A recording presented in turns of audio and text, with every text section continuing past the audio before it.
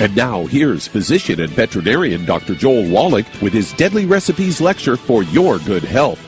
Our goal, of course, is to have everybody die after 120. I don't care if it's 150 or 200, whatever it is. We have the capacity, we have the knowledge to get you well beyond 100, no doubt about it. Everybody, when they die past 120, should only have 2 pieces of paper in your health chart, a birth certificate and a death certificate.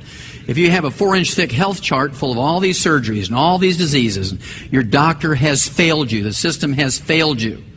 And we want to be known as the Home Depot of health. We want people, when they think of health, well, I'm not going to run to the doctor. I can do this myself. Just like when you're going to lay tile in your house. Does everybody call a contractor now? No, they say, I'm going to run to Home Depot and price some tile there. And so we have the capacity. Just quickly, the interesting thing of this, which is a September 2000 issue of Scientific American, cover article, almost the entire issue is devoted to human aging and 100-year-olds. There were lectures by different doctors. There were lectures by nurses, or articles by doctors and nurses. There were articles by nutritionists and dietitians, geneticists, gerontologists. And they all had different agendas on how to live past 100, but there was a common thread amongst all their articles. And the common thread was that everybody who lived to be 100 were mean, feisty, rebellious patients who did not listen to their doctor's instructions. They couldn't figure it out. The people who listened to their doctor's instructions to the letter didn't make it. They had these 4-inch thick health charts, the ones who listened to their doctors. And you're going to find out why in just a second. Again, all the experts in genetics and gerontology tell us that we have the capacity very clearly to live to be 100. It's not like it's a secret. Everybody agrees on that. It's not a mystery. It's not a fable we're coming up with that you can live to be well beyond 100. People do it all the time. How many, raise your hand, have you ever made a dish from a recipe, a cookbook, a magazine, card collection? I mean, we've all done that. I mean, us guys, they don't raise their hands, but yeah, they love to cook. Make pancakes, make Pillsbury Doughboy muffins, And the reason why they put pictures in cookbooks and things like that is so that you know where you're going. If I follow this recipe directly, and I use the flour they recommend, and I use the type of sugar they recommend, and use the right type of chardonnay they recommend, my fruit cake's going to look like that. My asparagus lemon dish is going to look like that. My cranberry stuffed pork loin roast is going to look like that. Okay, that's why they put the pictures there. The same thing is true when it comes to health care. We've been using the same recipe, if you will, for health care in the industrialized nations for over 300 years. And so we can predict what the recipe outcome is going to be. We can predict that already. We know what a 25-year-old looks like. We know what a 50-year-old looks like. We know what a 75-year-old looks like, and a 100-year-old, and so forth. And so you can kind of look down the line. If you follow your doctor's instructions, you eat the way everybody's eating, you know what you're going to look like. Well, this is a pretty typical 85-year-old American. You're in a nursing home. You have Alzheimer's disease. You have macular degeneration. You've had cataract operations. You're deaf. Your teeth are gone because you had periodontal disease, which is osteoporosis of the face and jaw. Your thyroid has been removed for many reasons, so you're on drugs. You've had your shoulders replaced. You've had carpal tunnel surgeries. You've had your finger joints replaced. You've had multiple back surgeries. You've had angiograms, angioplasties. Stents have been inserted in your coronary arteries. You've had quadruple bypass. You've had a heart transplant. You've had maybe one lobe or an entire lung removed for many different things, including lung cancer, which is the most common cause of cancer in both men and women, regardless if you smoke or not. 95% of the people who get lung cancer don't smoke. Never did smoke. There's a lot of good church-going Christians that never smoked, never been in a room with anybody who smoked, got lung cancer. That's because they're frying the fish after church and inhaling all those free radicals coming out of that frying oil. And then you can have your stomach banded and bypassed to lose weight. Or maybe you had ulcers and had your stomach removed. You've had kidneys removed. You've had kidney stone operations. You've had gallbladders removed. You've had your colon removed for polyps and cancer. Women have had hysterectomy. Men have had their prostate gland removed. And by the way, the newest information on the PSA, how many of you heard of the PSA test, ladies and gentlemen, for prostate activity? Since 1987 to now, when they actually done the survey, when they removed prostates because they thought it was cancerous by actual biopsy, only 2% were actually cancerous. 98% false alarm. 98% is a false alarm. No man, I shouldn't say that, but no man who's done everything right has ever died from prostate cancer. You can die at 80 and have prostate cancer, but the prostate cancer didn't kill you. Nobody should ever die of prostate cancer. They've had hip replacements, knee replacements. Feet have been amputated because they had diabetes. They're on 25 different medications for lowering cholesterol, for dealing with blood pressure, for thyroid, for diabetes, and many pain and so forth. And if you follow the doctor's instructions, this is where you're going. This is where you're going to wind up. Wah! I'm excited. This is the recipe I want. I'm going to follow this recipe. No, I'm not too excited about that one. Maybe we have to get rich to live a long time. Well, there's never been a billionaire who lived to be 100. Think about it. Now, if money were important to living to be 100, you'd think that billionaires would live to be 100. There's never been a single one. This is from Forbes magazine. They said the average lifespan for billionaires is 78. The youngest one to die was 58 years old. He was the richest man in the United States. He was the heir to the Walmart empire. His daddy, old Sam Walton, when he died, left his entire empire to this guy, and he died at 58. The richest man in America died at 58. You see, money didn't help him at all, did it? I know, it's intelligence. That's it. We've got to get more degrees in school. That'll do it. There's never been a Nobel Prize winner ever lived to be 100. Linus Pauling came close. The only guy who ever had 2 unshared Nobel Prizes, got to be smart, died of prostate cancer. You don't have to do that, right? Died of prostate cancer at 94. So there's never been a billionaire who lived to be 100. There's never been a Nobel Prize winner who lived to be 100.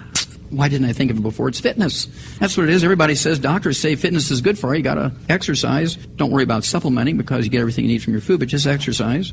With the exception of 2 black gentlemen from the old Negro Baseball League days in the 1920s and 30s, there's never been a professional athlete ever lived to be 100. Now, fitness is important. You'd think a significant number of professional athletes would be living to be 100 because not only do this thing, but they also have lots of money. So money and fitness combined doesn't save athletes. But I love this title. Heart attack claims another fitness guru.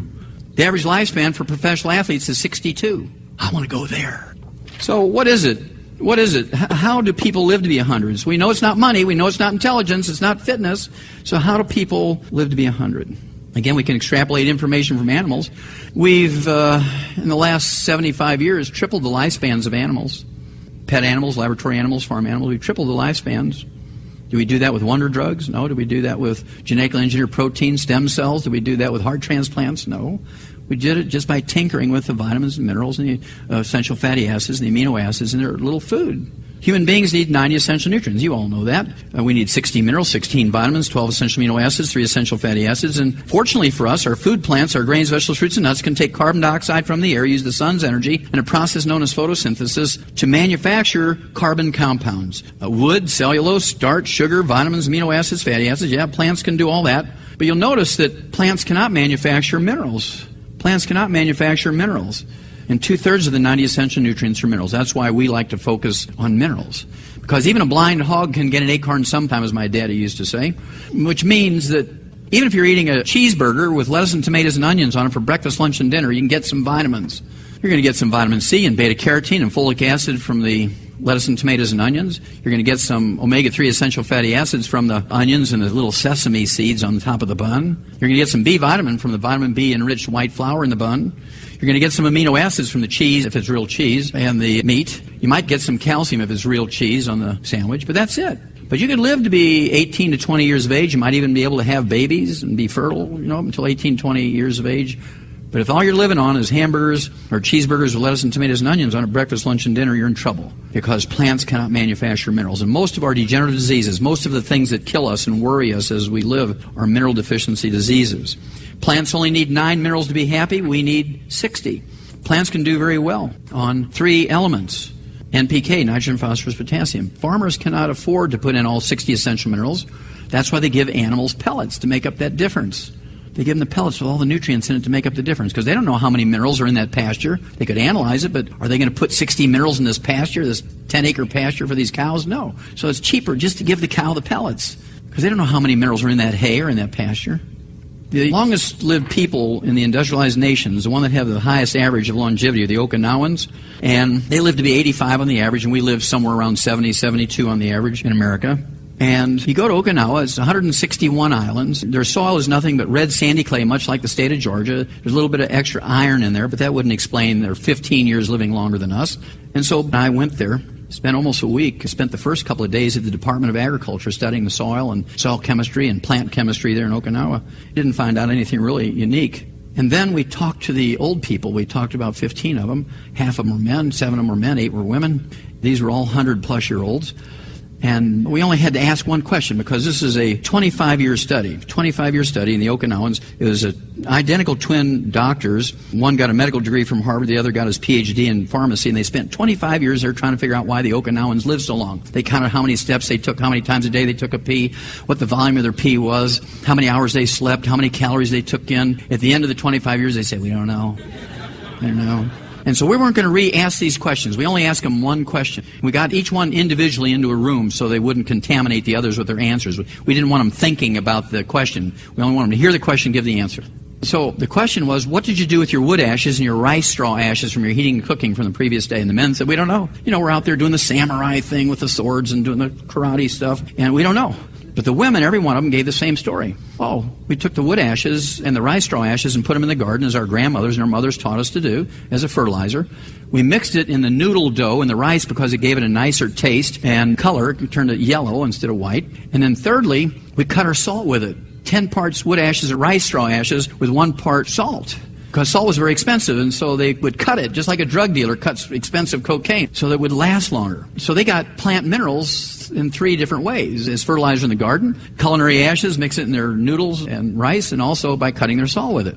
And wood ashes and rice straw ashes are the plant minerals that are left when you burn away the carbon in the fuel. And people have been using plant minerals as a supplement since before written history. We know this from the Neanderthals. They were the first people to consciously bury their loved ones when they died, and they always put little pots of wood ashes with them. They never figured out why. Well, wood ashes are plant minerals. They make you live longer. And then they said one thing I didn't know. They said, and lastly, an ash merchant came by every morning. An ash merchant. Now, what does that tell you? An ash merchant came by every morning and would buy our excess wood ashes and our excess rice straw ashes, and they would sell these ashes to farmers who had fields that were much larger than their personal production of ash could fertilize. It was an industry because they knew it was important for fertilization of that field. The first patent in 1790, the first U.S. patent number 1, was how to make white wood ashes for export. They were burning tens of thousands of acres of forests. They just set those forests on fire and collect the wood ashes and ship them to England. That's because England had burned every tree in the British Isles. They were forced to go to coal, which they hated because of the smoke and all that kind of stuff. And because they burnt every tree, they were forced to use coal as a fuel. But after the first 2 years of mining coal, the mines flooded with water, and the king formed what he called the Royal Society to find a way to pump the water out of the mines. And they came up with a steam engine to pump the water out of the mines. And that started the Industrial Revolution because they'd burnt every tree. And so they were using the wood ashes from America for their food and their garden fertilizer and cutting their salt with it. And all this information is in the book Hell's Kitchen, a lot of detail. But here's a little different recipe for those of you who are sports fans. Harold Stilson from Deerfield Beach, Florida, hits a hole-in-one on his 101st birthday. Went out to play golf on his 101st birthday, hits a hole-in-one, 108-yard par 3 hole. I mean, this is his 6th one. You have to have good enough vision to see that stick holding up the flag at 108 yards. You got to have a good grip on the club, good eye-hand coordination. Hit that little banty chicken egg-sized ball into a teacup-sized hole 108 yards away in one whack. Wouldn't you rather have that lifestyle than being in a nursing home at age 85? Hooah! And you know he doesn't have Alzheimer's disease because he's color-coordinated. How many remember Art Linkletter? Okay, most of you are old enough to remember him. He wanted to live to be 100, and he was moved to want to live to be 100 by reading a Pulitzer Prize-winning novel by the title Lost Horizon. Many of you won't remember that title, but the author, James Hilton, the one who won the Pulitzer Prize for writing that novel, coined a term in that book, Lost Horizon, called Shangri-La. How many of you heard of the term Shangri-La? Sure, everybody remembers that one. It was a mythical place you could live to be 200-300 years of age if you followed their lifestyle, very clean-cut lifestyle. Everybody had their own little garden. They put wood ashes in, and they did all kinds of other stuff. And this novel was actually written about real people called the Hunzas who live in what's now northern Pakistan. They were so famous for health and longevity. They were the longest lived and the healthiest people on earth. And so even the King of England sent his personal physician, one Sir Robert McCarrison, to go there for 4 years. Went there for 4 years to study how they lived so long and take the information back to the king. And Robert McCarrison was such a scientist, he brought 4,000 white rats with him. And he set up 1,000 rats on the Hunza diet, 1,000 rats on the New Delhi diet, and 1,000 rats on the English diet. Well, during that 4 years, the English rats died of the most horrible diseases, became cannibals and ate each other. And the New Delhi rats lived a little bit longer, but they didn't serve much any better. They had all diabetes and high blood pressure and all that, died of liver cancer. But the Hunza rats, they had to kill them at the end of the 4 years. It's time to leave. None of them had died.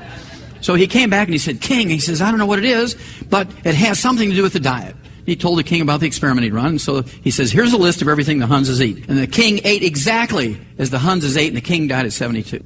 Well, Art Linkletter hired an eye doctor by the name of Alan Bannock to go to Hunza and find out what their secret was. Alan Bannock was an eye doctor, but he was also an amateur farmer, and he didn't know exactly what he was looking for, but he went and he wrote down everything. How they tied their turban, how many steps they took each day, how much they slept, how much water they drank, how much the volume of their pee, how many times they went to the number 2. And he said, I don't know, but Art, here's all the information, pick what you want. Of course, Alan Bannock's dead, and Art Linkletter celebrated his birthday on Larry King. At any rate, to make a long story short, there's two things in this book that jump out at you. Number one, they farm at 19,500-foot elevation. Their growing season is only 45 days. Now, the wheat and the corn and the rice we use, the growing season is 110 to 140 days. Can you grow those crops with a 45-day growing season? Nah. And so their total carbohydrate intake, because they couldn't grow rice and wheat as we know it, and corn and that sort of stuff, squash and things, their sum total of their carbohydrate intake was a little chapati bread the size of a silver dollar pancake, one per person per day. That was it. The rest of their diet consisted of goat meat, lamb, mutton, chickens, eggs, cheese, butter, maybe some tomatoes and some green peppers and onions and garlic. And so it was a very low carbohydrate, very high animal fat, very high animal protein diet. And we know from animal experiments that when you have a low carbohydrate diet, you can double and triple lifespans of animals if you give them all the nutrients. It's called undernutrition without malnutrition. You have to triple the vitamins and minerals and cut the carbohydrate intake by 2/3, and you'll triple their lifespan. Cut the carbohydrate intake, triple the vitamins and minerals, and we can triple their lifespan. It's that easy. And number two, he noted in this book very clearly that they took their wood ashes every morning and mixed it in the garden. They cut their food with it and their salt with it. They put in their food as culinary ashes and cut their salt with it. Kind of like the Okinawans. Isn't that amazing? This is a beautiful story. It really gives you some insight. There's this wonderful article in the Houston Chronicle. It was about the discovery of natural gas in Bolivia, a country in South America. And they were arguing, who's going to get the money? The indigenous people, the Native Americans, so to speak, or the Native South Americans, or the government. They were arguing about this. But the most important thing of this article to me was this picture and the little legend underneath. It said, Bruno Paza, one of Bolivia's indigenous Amara Indians, holds a bowl of llama manure he's using to feed his cooking fire. A little 1-foot by 2-foot cast iron stove soot on the walls. He needs spring cleaning bad. You know it's cold in there. If you've ever been in a cabin with a fireplace, your front end is cooking and your back end is cold. He's got 3 shirts, a sweatshirt, a parka, his ear flaps are down in his house. And he's feeding his fire. His fuel is animal manure. Did Americans ever use animal manure as fuel? Absolutely. Buffalo chips. Do you think they came to Vegas to get buffalo chips? There's no trees on the prairie, so they use horse manure. And they send the kids out with buckets to get all the road apples and stuff like that, And so we burned animal manure as fuel. Bundles of grass, trees, wood, all kinds of stuff. No indoor plumbing, no electricity, no clinics, no doctors, no pharmacies, no pharmacists, no pharmaceuticals, no drugs, no Social Security, no insurance, no Blue Cross Blue Shield, no HMOs. I mean, they got nothing you would go there for. So what makes them interesting to me was when you look at the book Rare Earths Forbidden Cures and you go to the chapter entitled The Age Beaters, not the Egg Beaters, but the Age Beaters, the people that live around Lake Titicaca, Bolivia, Peru, and Chile in this area have more 100-year-olds per population than anybody else in the world. 1 per 500. In America, we have 1 per 10,000. They have 20 times the 100-year-olds we do. Think about that. They have nothing that you would go there for, other than long life and happiness. Now, this remained the same since before written history until 3 o'clock in the afternoon, Monday, September 4th, 1882. We know the exact moment when everything changed. Monday, September 4th, 3 o'clock in the afternoon, 1882, when this guy came along. Well, at 3 o'clock in the afternoon, Monday, September 4th, 1882, Thomas Edison pulled the switch and turned on the first commercial. Actually, he didn't do it. His chief electrical technician, a guy by the name of Jonathan Leaves, pulled on the switch and turned on the first commercial electric generating plant in the world.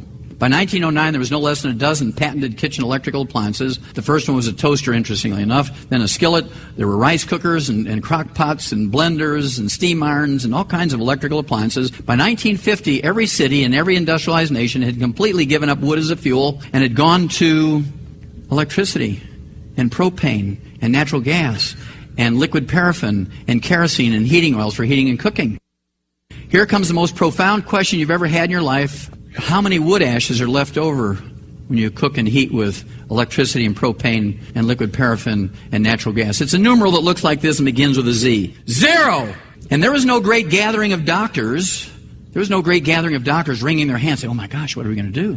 People have been using wood ashes as a source of nutritional minerals since before written history. And now suddenly in the space of just 70 years, after thousands and thousands of years of using wood ashes and rice straw ashes and peat moss ashes as fertilizer and supplements in our food as culinary ashes and cutting our salt with it, in a 70-year period, just a little blip on the radar, it's gone. And nobody said, well, where are we going to get our minerals? Doctors didn't do that. They just, whoa, this is exciting electricity. Now we can get brighter lights in the surgery room. There was no congressional hearings. There was no Senate investigations. I mean, there was nothing going on. And now we're paying the price. Now we're paying the price. because all the epidemics, which we're going to talk about here, of degenerative diseases are caused by mineral deficiencies. Here's another of my favorites. Ralph Charles, back in October of 1999, turned 100, and nice little newspaper write-up on his 100th birthday. And the thing that was interesting to me was he was still piloting commercial charter flights at age 100. Had no restrictions on his health paper licenses, didn't have Alzheimer's disease, didn't have macular degeneration, no cataracts. Does he look like that recipe of a 100-year-old? No, he looks like he's in his 80s to me. He looks 20 years younger than his age. And so these are things we know. We can fly airplanes at 100. We can hit holes in one at 101 if we follow the right recipe. This gal, Connie Douglas Reeves, turned 101. And the day that she turned 101, they inducted her into the Cowgirl Hall of Fame because she had taught 30,000 young women how to ride Western saddle and how to barrel race. I mean, she's a legend in Texas. And they inaugurated her and inducted her into the Cowgirl Hall of Fame. Now, to me, she looks like one of those mean, feisty, rebellious patients. She's got her thumbs in her belt, her shoulders are back, her chin is up. You can just imagine her doctor saying to her, Connie, I need you to give up salt now. You're 101. I got to worry about your blood pressure. Connie, I really need you to give up eggs and red meat and chicken skin and dairy products and go to margarine and boneless, skinless chicken breast. And I want you to eat tofu instead of red meat. And I need you to, in fact, use egg beaters instead of eggs and use margarine instead of butter. And Connie's going to ponder for a minute and then say, Doc, I've been using salt and eating butter and red meat and eggs and chicken skin before your barn. I ain't going to give them up now. Let's give her a hoo-ah. Hoo-ah!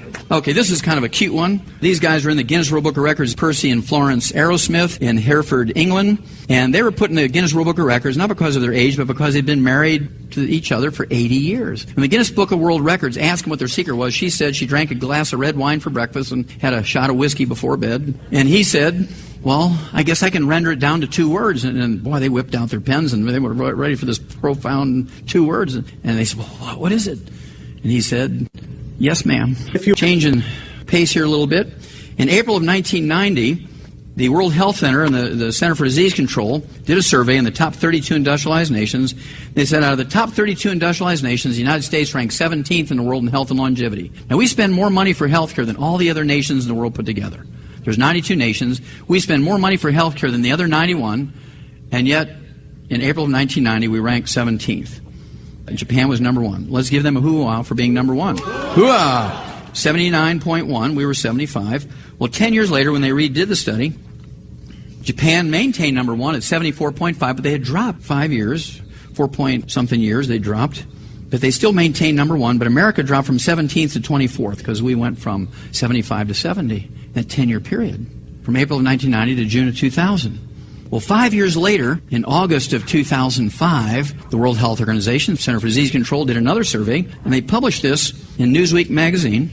I love this. Special edition, summer of 2005. It was on the stands until August 2005. The Future of Medicine, Your Health in the 21st Century. And they talked about new treatments. These are theoretical treatments, not existing ones for cancer, Alzheimer's, diabetes. You know, they wanted more money for donations. And then in the article number 1, on page 10, there's this wonderful little paragraph. It said, America has built the world's highest high-tech medicine system in the world. I don't think we can argue with that. Surgeons don't even do surgery anymore. Robots do it, just like car assembly plants. Robots do most of the bone surgery now because they make so many mistakes in hip replacement and shoulder replacement surgery. They anesthetize you, and then they put you under this robot, and the robot cuts your bone off and sticks the new joint in there, and the robot does it all now because it's much more accurate than a human being. The doctor's in the back room drinking beer and sucking on a cigarette while the robot's doing the surgery. The sentence goes on to say, and yet the nation, meaning America, now ranks 46th in longevity. Now, there's 45 other countries whose peoples live longer than us.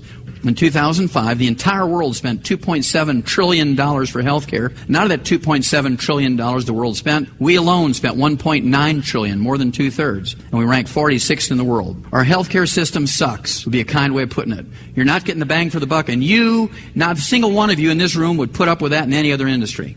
You would not put up with this in any other industry. It's time for us to be the Home Depot of health care. People are looking for it.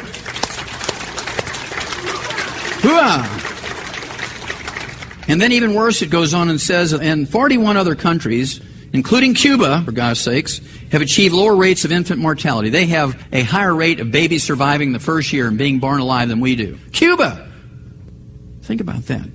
A poor, non-industrialized communist nation does a better job of live births and first-year survivability of our babies than us. Whose fault is that? Well, it's the medical system's fault. It's the medical doctor's fault. It's the pediatrician's fault. It's the OBGYN's fault. Now, there's things we can do immediately. They're going to be fun, and you'll love to do them, and you will do them. I guarantee you. It's just so easy. There's some things you won't like to change, and you're going to drag your toes and say, well, Doc, isn't there anything else I can change? I don't want to give that one up. So I'm going to show you one of each, and you'll get kind of a clue. This is out of the British Medical Journal, which is the equivalent of the Journal of the American Medical Association. This was December 23rd, 1997, and it's a big study, a big, huge study on more than 1,000 men between the ages of 45 and 59. Remember, this is the British Medical Journal. This is not a comic book or a newspaper even.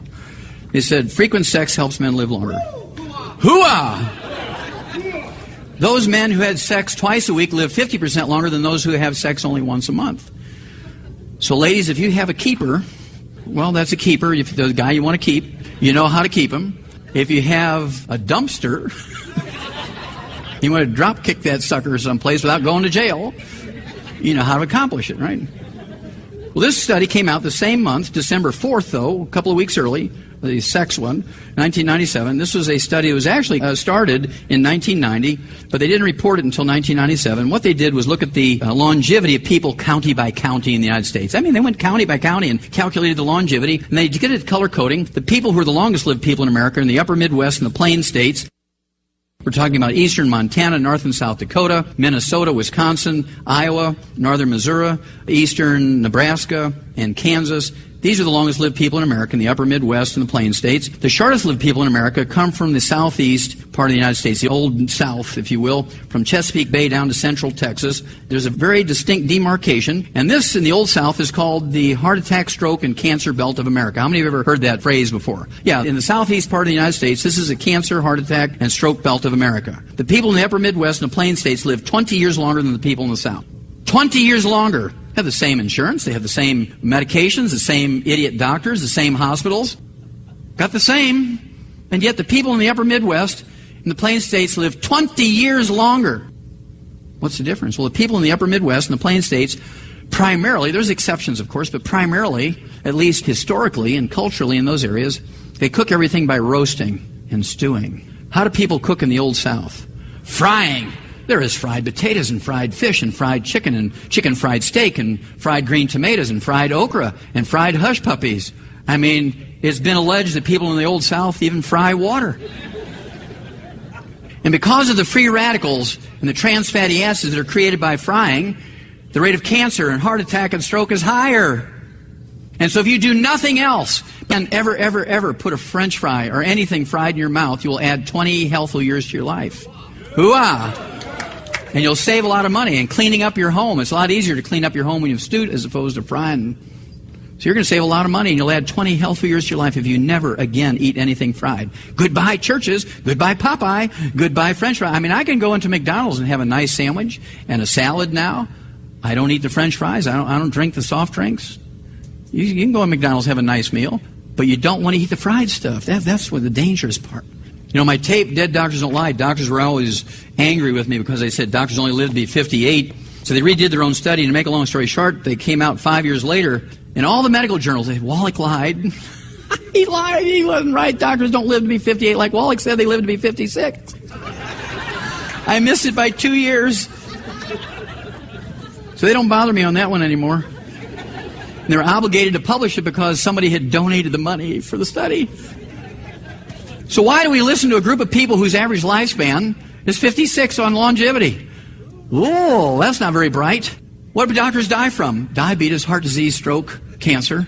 Hello? My favorite doctor obituaries are the fitness doctors, the sports medicine doctors who die at 38 while jogging. I love the ones who are cardiologists. They teach cardiology at Harvard Medical School and die at 48 of a heart attack. Why do we listen to those people? Oh, they're doctors. Well, there's general contractors who have licenses from the state to build buildings and bridges and roads. Yet people still go to Home Depot and paint their own house and retile their own house and fix a loose board on a porch. It's time, folks. People still go to doctors because they don't know that there's options available. Who's going to tell them there's options? We are! Hooah! Exercise without supplementation is suicide. What do all athletes do regardless of sports? They sweat. And if you're sweating and you're not replacing all that soup of nutrients that are coming out in your sweat, you're doomed to either break down like Theo did. Thank God he didn't die. But he broke down physically. because all the nutrients required to maintain and repair his cartilage and ligaments and tendons, connective tissue and bone and muscle weren't there, and so he broke down under the stress of all this high-performance activity. You give him all this stuff back, he kind of regrew everything. Isn't that amazing? What a concept. Exercise without supplementation is suicide. Many of you remember the Grinkoffs, really good-looking couple, Russian couple. They were the darlings of the pairs figure skating world. He died of cardiomyopathy heart disease at age 28. Won 4 gold medals, 2 in the Olympics and 2 of the World Games. Had everything going for him. Money, fame, bam, 28 dies. Cardiomyopathy heart attack. What's that caused by? A deficiency of selenium. Very good. Walter Payton died of liver disease, waiting for a liver transplant. Mr. Clean, never drank, never did drugs, was a gentleman, but he sweat. And he just drank water, or the dark side, Gatorade. I love this crowd. And it's really, these are tragic stories. This gal here, Rolanda Pierce, 19 years old, great basketball player for Florida State University, 19 years old, a freshman, 6'5", had all the moves, good looking, very bright young woman. She was expected to be kind of the Michael Jordan of the WNBA. She was going to be the female version of Michael Jordan when she graduated college and got into the Women's National Basketball Association. She died of a ruptured aneurysm at 19 years of age. What did she die from? A copper deficiency. Exactly. All the money and all the future and all the potential she had went away because she was living on Coca-Cola and French fries and no supplementation, because the sports medical doctor at that university told her you can get everything you need by eating your basic 4 food groups. French fries, Coca-Cola, fried chicken. Reggie Lewis had it all, captain of the Boston Celtics. Had his first cardiomyopathy heart attack, 28 years old, collapsed. They gathered together 12 of the best cardiologists in the world. They called them the Dream Team of Cardiology, paid them $1 million each to refer all their patients out to other doctors so they could devote full time to Reggie. They wanted him back on the floor. He was a powerhouse. He was a leader. He made things happen. And he was kind of like the Theo Ratliff of those days. And what a great kid he was. Clean as you could be. A great example for everybody. But while they were arguing who was going to get famous by doing the heart transplant or installing a pacemaker, he dies of his second cardiomyopathy heart attack 2 weeks later. Well, God has a great way of bringing justice to the evil. A year and a half later, the captain of the Dream Team of Cardiologists, one Dr. W. Thomas Nessa, taught cardiology at Harvard, ran the Boston Marathon every year, was as fit as you could be, a person who believed in fitness and so was a fitness nut himself, dies of a cardiomyopathy heart attack in his home at age 48. Now, if he was my cardiologist and he said exercise without supplementation was good, I would lay on the couch, I would never blink, I would not do anything that resembled physical activity. If he said salt was bad, I would take the top off the salt shaker and I'd be guzzling that stuff. If he said eggs were bad because of the cholesterol, I'd be eating 25 a day because I wouldn't want to wind up like him. Even though he was an expert, he's a dead expert. And they don't lie. They don't lie. Wilma Rudolph, another Olympic legend, died of brain cancer at age 54 after winning 3 gold medals in a single Olympics in the 1960 Olympics. She died of brain cancer. Nope, not arsenic. Nope. Gallium. I can tell who's reading the book Rare Earths Forbidden Cures, Chapter 11, under G, gallium. It's a gallium deficiency. Big British study. I cite the study, no doubt about it. Corey Stringer, 350-pound offensive tackle for the Minnesota Vikings. Had it all, rich athlete, but they wanted him to lose 50 pounds so he could play first string that year. So they put him in a rubber suit, didn't give him any water and didn't give him any salt. 102 degrees, Minnesota in the summer in August, and he collapses with heat stroke. Everybody has a cell phone, 911. Here comes the ambulance. 5 or 10 minutes later, they arrive. Now, Corey weighs 350 pounds, and they hook him up in an IV. Boy, they got the EMTs, they hook him up to an IV. Is that enough fluid for him? No. What they should have done was taken that big Gatorade bucket full of ice, put it on him. They should have ripped his trousers off and stuck the hose from the garden up his rump and give him a cold water enema, bring his core temperature down from 107 to 98.6, and Corey Stringer would still be alive today. But everybody's waiting for the doctors to do it. Now, if there had been an Eagle Scout there, he'd have lived.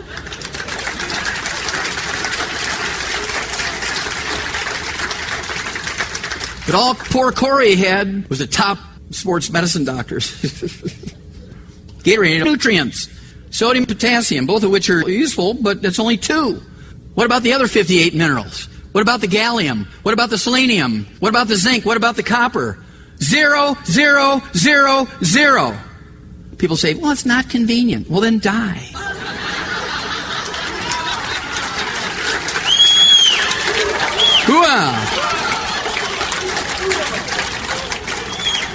Yeah, death is a very inconvenient thing. If you want to know what's going on in health, read Time and Newsweek magazine. Big article on high blood pressure. The stealth killer, America's high blood pressure crisis is spinning out of control. How can we have a high blood pressure crisis? We've got calcium channel blockers, we've got beta blockers, we got all these diuretics, we have exercise and fitness systems, more people involved with that than ever before. People are losing weight, the obesity problem's hopefully getting under control. We're doing everything the doctors say, and it's spinning out of control. That's because you cannot fix a mineral deficiency problem with surgery and drugs. Amen. What's the first thing a good farmer puts out for his livestock out in the pasture? A salt block or a salt lick, isn't it? There's nobody out in the pasture telling a cow she's limited to 1 lick a day, is there? No, I refuse to believe that my human patients are dumber than a cow or a goat or something like that. And so they say, go ahead and salt your food to taste. Well, how do I know if it's too much? Well, it'll taste salty. That's high tech as I can get. July 1997. Presentation at the American Heart Association's annual meeting in Portland, Oregon. Doctors lack proof that too much salt is unhealthful. After years of telling healthy people that too much salt isn't good for them, researchers still don't have solid evidence to back up that claim. The same study, it's called the Sodium Task Force, just a different newspaper. They kind of came at it a little different direction. They said the study, the Sodium Task Force, found that people who limited their salt intake to 1,000 milligrams or 1 gram a day like their doctors wanted them to do had 600% more or 6 times more heart attacks than those who defied their doctors and consumed more than double. If you followed your doctor's instructions, you're not going to make it. So says September 2000 Scientific American. Remember that? If you take your diuretics, it's only going to get rid of more minerals. Scientific American, February 1999. They went to Nigeria, out in the bush, where people had never seen a doctor in a white coat. They've never seen a stethoscope. They've never heard of diuretics or calcium channel blockers. And they started taking blood pressures, and they found that 7% of these people living out in very primitive circumstances out in the bush, 7% had high blood pressure. They came back to Chicago, did a lot of DNA testing, found a lot of people whose ancestors had originated in Nigeria during the old slave trade days in the 1700s. And they started taking their blood pressure, and 33% of them had high blood pressure. They knew immediately, without doing another single 1 penny's worth of research, that it's not genetic. Because if it was genetic, it'd be 7% and 7%, or 33% and 33%, because where you are in the world will not change how genetics expresses itself. If you have a genetic problem in Nigeria, you're going to have the same genetic problem in Bolivia. If you have that same genetic problem in Bolivia, you're going to have the same genetic problem in New York. It doesn't matter where you are on Earth. If you have a genetic problem, you have a genetic problem. So you know immediately, 4th grade biology is not genetic. So what's the difference here? Well, the people in Nigeria out in the bush are still putting their wood ashes, their plant minerals into their food. They're still fertilizing their garden with it. They still use wood as a fuel. And the guys in Chicago are living on diuretics and calcium channel blockers and statin drugs to lower cholesterol and Church's fried chicken and Pepsi-Cola and Coca-Cola, Gatorade, hoo-ah. Okay, now, 6 years later, the British Medical Journal. 6 years later, the British Medical Journal. Remember, guys, the same one that said sex twice a week gives you 50% more longevity. Hoo-ah. So we got to believe him, right? High blood pressure in blacks not genetic. This is January 2005. High blood pressure in blacks not genetic. High blood pressure in whites not genetic. High blood pressure in human beings not genetic. High blood pressure is not genetic. You've heard me say many times, we've eliminated 900 different diseases in animals with those little pellets and canned dog food with all the vitamins and minerals in it. Well, dogs and canaries and worms and crickets and monkeys and guinea pigs can all get high blood pressure. Cows get high blood pressure. But they don't get it when you give them those little pellets, because we have everything in there to prevent the high blood pressure, because we don't have insurance to pay for these drugs and surgeries and things. How do you tell a dog, well, you better sign up for a fitness center and take diuretics and calcium channel blocker? And so if we do what we've done for our animals, we cannot fail. We can eliminate high blood pressure not only in the world, but we can eliminate high blood pressure in the black community, in the white community, the human community, in 90 days if everybody would take all 90 essential nutrients. Focus on the intake of what? Calcium! And stay away from the fried foods, stay away from the carbonated drinks. And watch what happens to that high blood pressure. I'd rather take the drugs. I just can't give up my Popeyes. You're going to die. Whether you believe it or not, how many of you have ever heard that elevated cholesterol and triglycerides are the basic root cause of coronary artery disease and artery disease? Sure, we've all heard that, right? Well, if you can find me any disease that's caused by elevated blood cholesterol and triglycerides, I'll give you $1 million There's not a single disease caused by elevated blood cholesterol and triglycerides. It's a signal that you have a deficiency of niacin, vitamin B3, a deficiency of chromium, vanadium, a deficiency of omega-3 essential fatty acids. You could have early hypothyroidism or goiter. You can have early diabetes. All those things will cause elevated blood cholesterol and triglycerides, but elevated blood cholesterol and triglycerides cause no disease. And so that's why all these statin drugs and all the aspirin that everybody's been taking, all this stuff, we now rank 46th in the world in longevity, doing what doctors have told us, spending $1.9 trillion a year for health care. We rank 46th in the world. Does that make any kind of sense? You're an MBA. Does that make any kind of sense? No. Huh? Bad investment. Bad investment. Come in 46th and you're spending more than all the other 91 nations in the world put together. Here's this little Bolivia, and they're using llama manure for fuel. They have 20 times the 100-year-olds than we do. Hello? Are we getting a clue here? So what causes coronary artery disease? What causes clogged arteries? What causes it? How many of you heard of free radicals, trans fatty acids? Yeah. Where does that come from? Well, look at that. And we've known this for 50 years. But doctors say, you got to give up that dairy products and butter and animal fats, and you got to go to margarine and cooking oils. Well, they live to be 56. Why do you believe them? They die of heart attacks and strokes. Why would you believe them? I want you to think of your grandparents, your moms and dads, and your aunts and uncles. How many of you had a mom or dad or aunt or uncle or grandparents who lived to be in their 80s and 90s? Raise your hand. Yeah. How many of you had any of them lived to be in the hundreds? 100. Yeah, there's a handful in here. And I guarantee you they ate 4 to 6 eggs for breakfast. They ate butter instead of margarine. They didn't have margarine back in those days. They ate butter. They cooked in lard. They ate their chicken skin. Can you imagine my grandfather tearing the chicken skin off the chicken before he ate it? Using anything else but real butter? Eating tofu on a beef farm? Hello?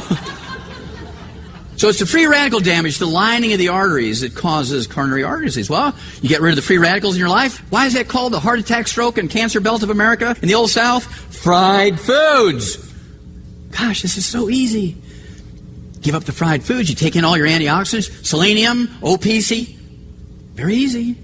My blood pressure is 121/71. My resting pulse is 47. If I were to go to a doctor for a physical now, they would have a hemorrhage. They'd send me in for a pacemaker.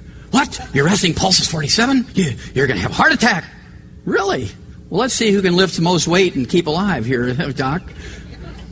Also, low cholesterol makes you stupid. I love that study.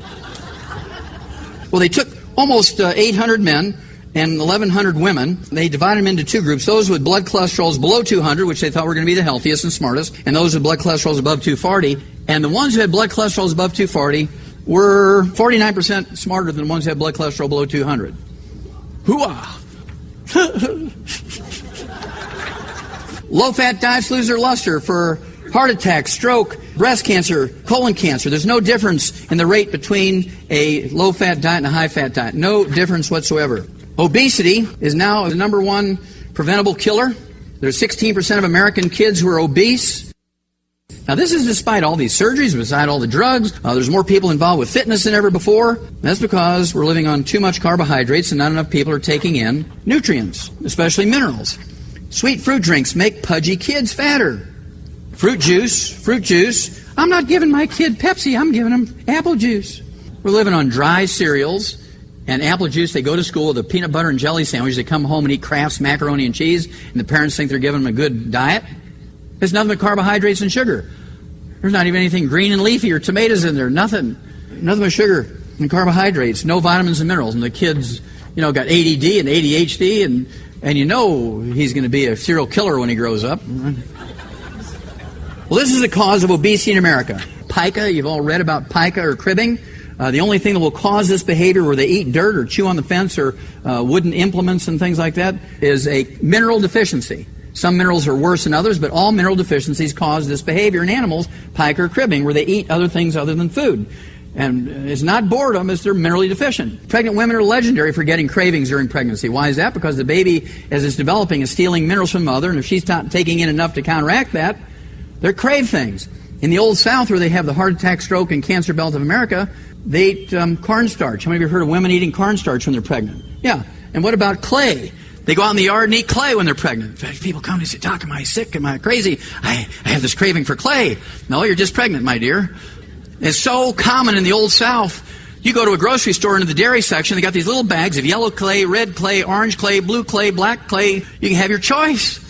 Whichever one flips your switch. I love this one. Eating dirt may be good for you. Don't take vitamins and minerals. You can overdose, but eat dirt. Experts claim the habit of eating clay may be beneficial for pregnant women. Now, what is in clay? Clay is minerals.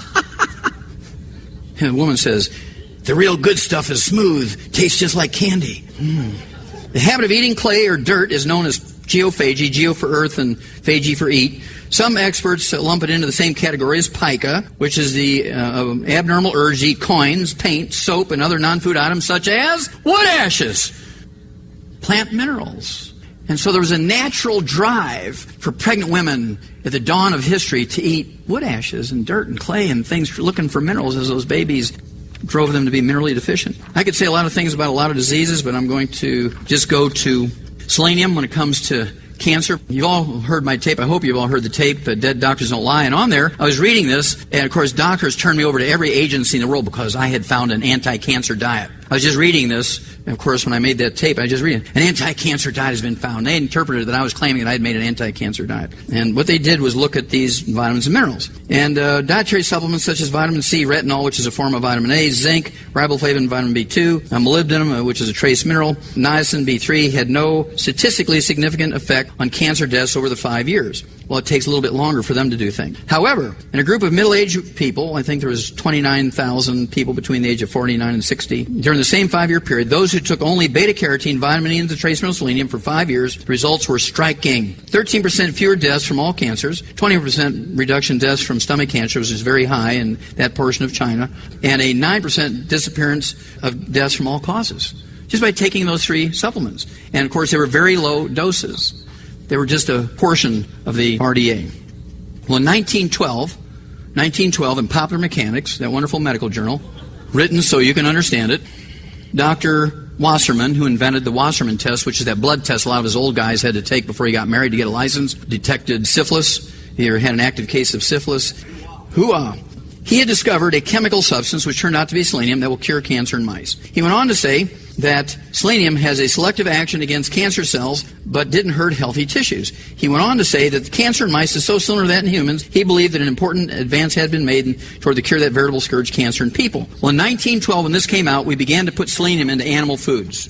It stayed dormant in interest to medical doctors until December of 1996, 84 years later. When this came out, Dr. Larry Clark, a medical doctor, I have to give him credit, medical doctor, PhD from the University of Arizona, and he did the gold standard in medical research. He did a randomized double-blind study in 1,300 people for 7 years. Half of them got 200 micrograms or 1/5 of a milligram of selenium. The other half got sugar pills or placebos. And to make a long story short, his final analysis showed taking selenium slashed the occurrence, not the risk, but slashed the actual occurrence, which is much more powerful than slashing the risk. Slashed the occurrence of prostate cancer by 69%, colorectal cancer by 64%, and lung cancer by 39%.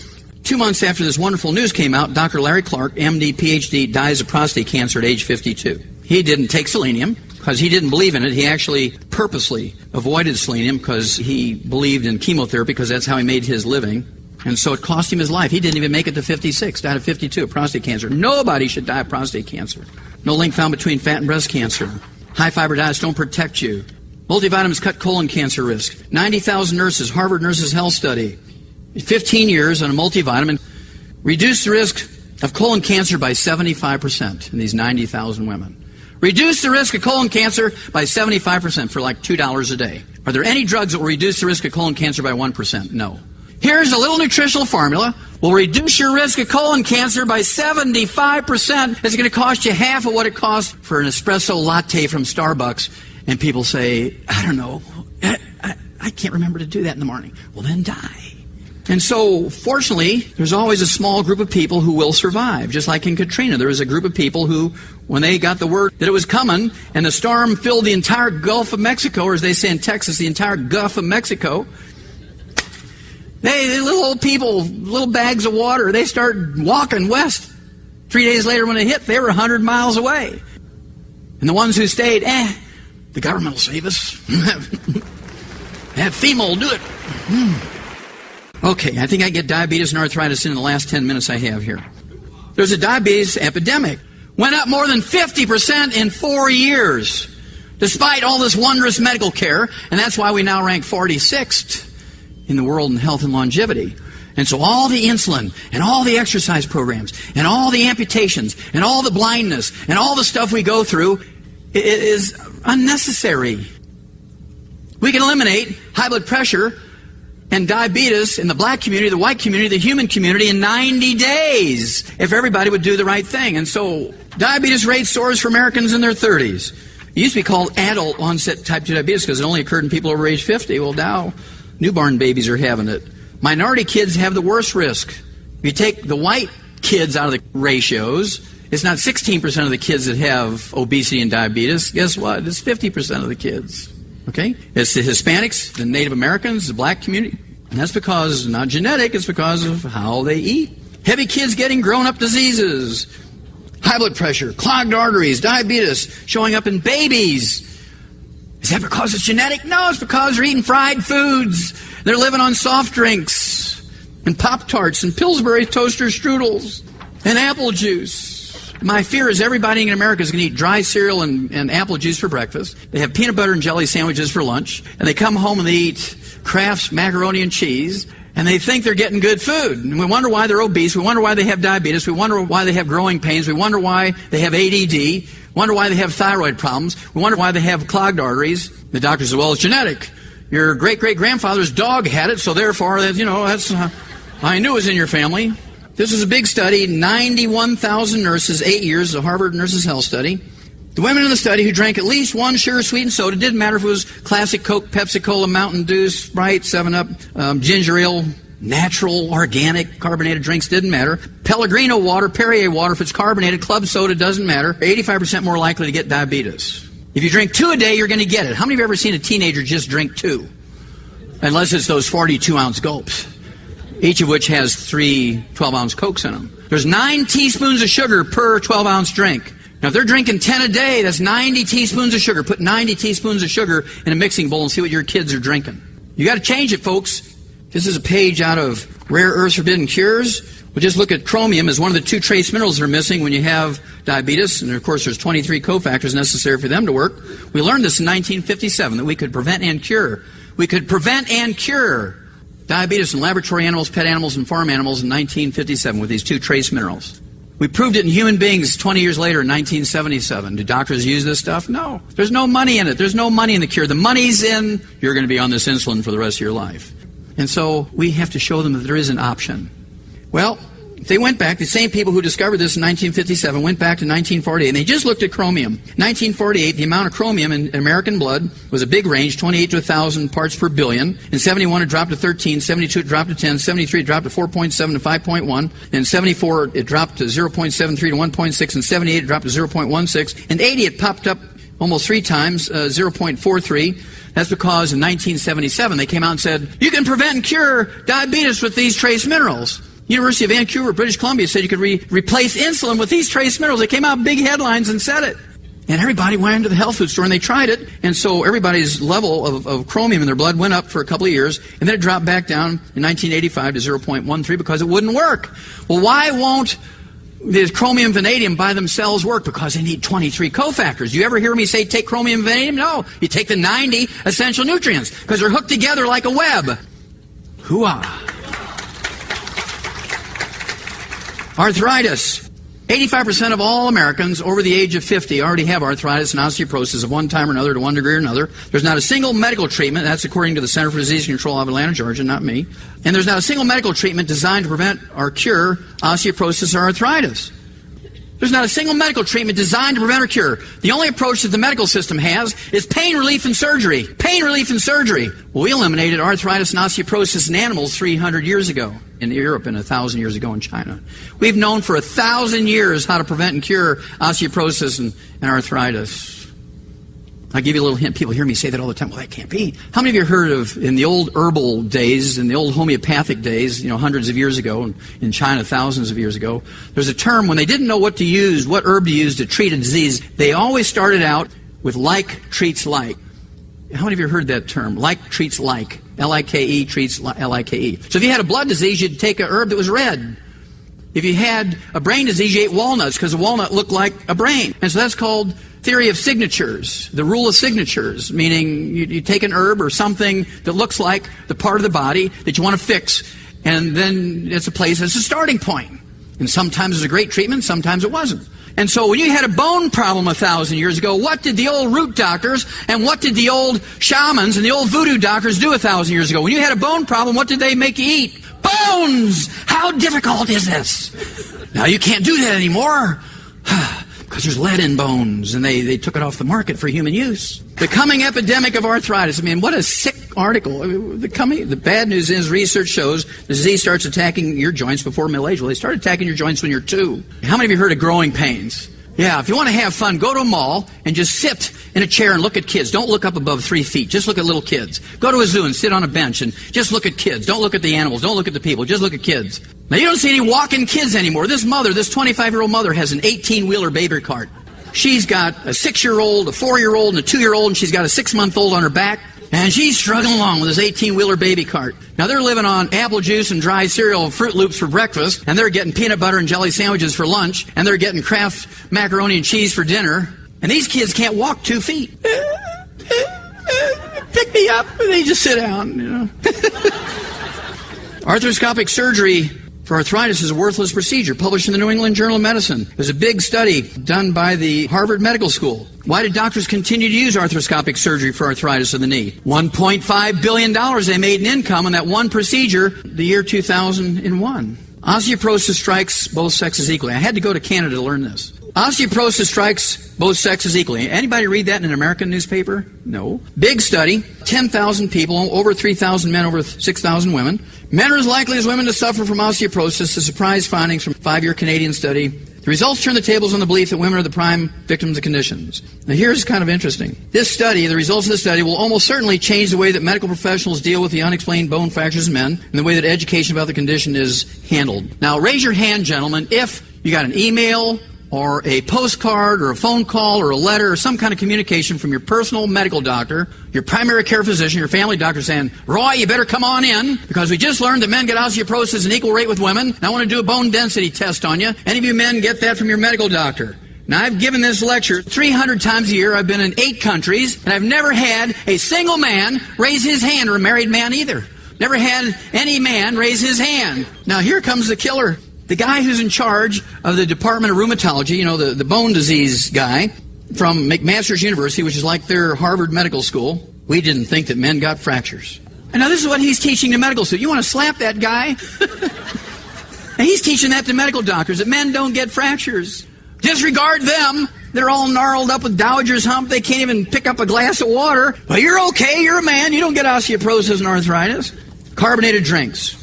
10 years before this, in 1990, the Harvard Nurses Health Study looked at 90,000 nurses over a 10-year period, and they looked at these adult nurses from between the ages of 35 and 70, and they discovered that those drinking non-cola carbonated drinks had an increased risk of fractures and osteoporosis over those who just drank water and tea by 300%. The ones who drank cola carbonated drinks increased their risk of fractures and osteoporosis over those just drinking water or tea by 500%. So they wanted to see if this happened in girls. They're thinking that it's a women's disease, right? And so they went to Boston. They got to 460 young girls in the 9th and 10th grade, and they did a little study on them, and they found out that the girls who drank carbonated drinks were 3 times more likely to get fractures and osteoporosis. I mean, we're talking about junior high school girls. They have a 300% increase in the risk of getting osteoporosis and arthritis and fractures over girls who drink water and tea. Now, why would you let your kids drink that stuff? I want to end up with that reminder that if it's to be, it's up to me. If it's to be, it's up to us. Just don't expect everybody to believe us. And so we can only save them that will be saved. And so we have to keep talking. We have to keep sharing the message. That's what this is all about. And if we do this, you will be rewarded beyond your wildest dreams, because we are going to be the Home Depot of healthcare in the next decade. Hooah! Hooah! Hooah! Information and statements regarding dietary supplements discussed have not been evaluated by the Food and Drug Administration and are not intended to diagnose, treat, cure, or prevent any disease.